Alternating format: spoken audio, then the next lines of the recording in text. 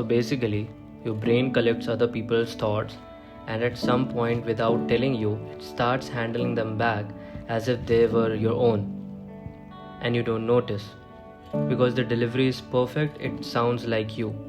It arrives in your voice, shaped by your tone, with your personal context wrapped around it.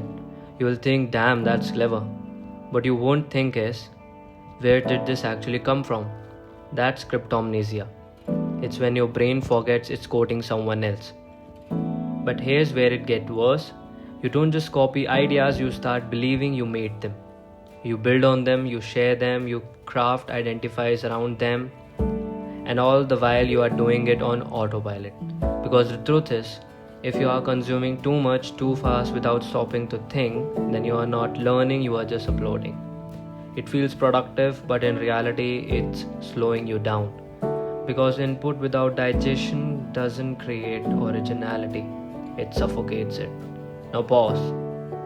Even when you do come up with something new, genuinely new, your brain's confidence is that idea is already compromised. You have trained it to be a retrieval engine, not a thinking one. So even when a real insight shows up, you hesitate. You second guess. You wonder, have I heard this before? That's the part that no one talks you about. Too much exposure doesn't just steal your voice, it makes you distrust them when it finally speaks. Let's ground this in research for a second. Memory, according to people like Daniel Shatter at Harvard, isn't a hard drive. It's a reconstruction machine. Even every time you recall a thought, you are not just replaying it, you are rewriting it just slightly. Now imagine doing that over and over with ideas you have consumed but never fully processed. Eventually, your head becomes a well-organized collage of things you think you thought of, but you didn't. You just restyled them. You can feel the gap I'm talking about, that quiet anxiety that hits when you try to create something from scratch and your mind goes blank. Not because you have no ideas, but because you have outsourced thinking to content. So, what's the fix? Stop defaulting to consumption when you are uncomfortable. Discomfort is not a cue to research more, it's a cue to think more.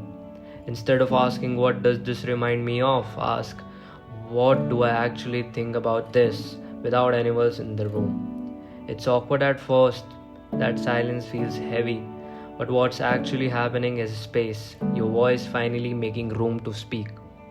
And here's the real punchline.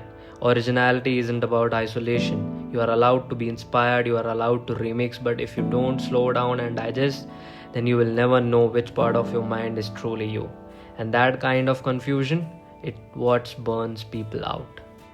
Not because they are uninspired, but because they have never tried themselves think uninterrupted. So next time an idea lights you up, don't just capture it, interrogate it, trace it back, disassemble it, and ask why it matters. Because that's how you stop being a warehouse of ideas and start being a person who actually thinks.